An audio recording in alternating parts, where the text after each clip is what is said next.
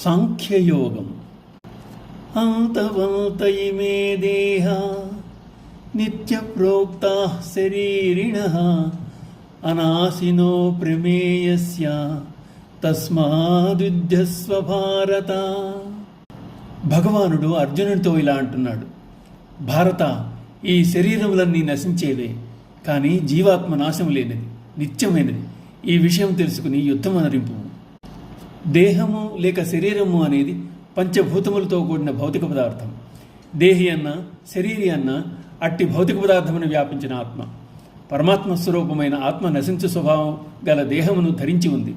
సమస్త శరీరములందు ఉన్న ఆత్మ అజ్ఞాన కారణంగా వేర్వేరు శరీరములందు వేర్వేరుగా ఉన్నట్లు తోస్తుంది, కానీ అన్నింటి యందు ఉన్నది ఒకే చైతన్యతత్వం.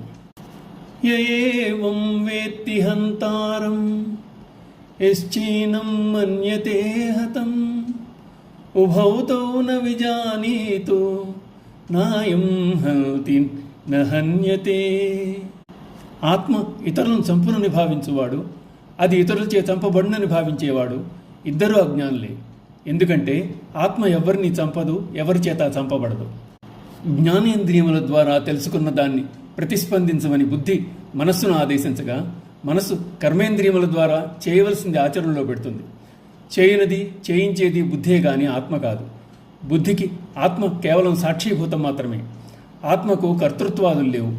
ఆత్మకు కర్తృత్వం ఆపాదించేవాడు మూర్ఖుడని గీత చెప్తోంది.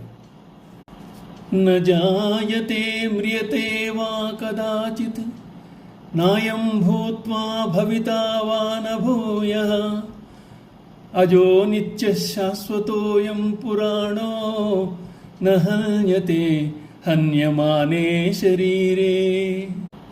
ఆత్మ అనేది ఏ కాలమునందు పుట్టదు గిట్టదు. ఉత్పత్తి, అస్తిత్వము, వృద్ధి, విపరిణామము, అపక్షయము, వినాశము అను 6 భావవికారములు లేనట్టిది. దీనికి జన్మ అనేదే లేదు. శాశ్వతం, నిత్యం, పురాతనం. శరీరం చంపబడినా దీనికి చావు లేదు. ఉత్పత్తి అనగా జననం, అస్తిత్వం జన్మించిన తర్వాత ఉండడం, వృద్ధి పెరగడం, విపరిణామం రూపాంతరం చెందడం, అపక్షయం క్షీణించడం, వినాశం మరణం అనేవి 6 వికారాలు. ఇవి శరీరానికి సంబంధించినవి, ఆత్మకు కాదు. ఆత్మ న హన్యతే అనగా నాశము లేనిది.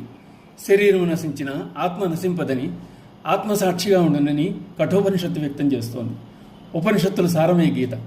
ఆత్మయే తానని భావించిన వానికి ధైర్యము, నిర్భయత్వము, ఆనందము కలిగి మరణభయం వీడుతుంది. ఓం నమో భగవతే వాసుదేవాయ.